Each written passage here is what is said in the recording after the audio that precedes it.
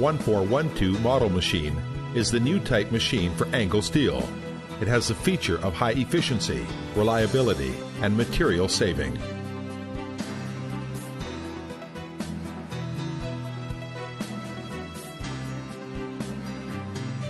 Angle size 56 by 4 to 140 by 12.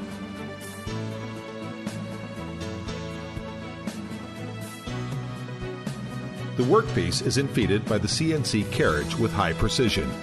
The infeed carriage is driven by servo motor, gear wheel and gear rack, feedback by the encoder.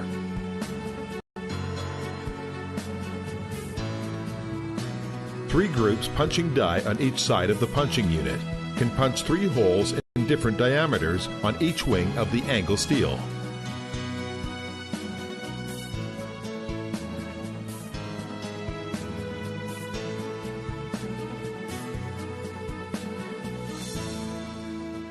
Adopt single blade shearing, enhance the utilization of raw materials.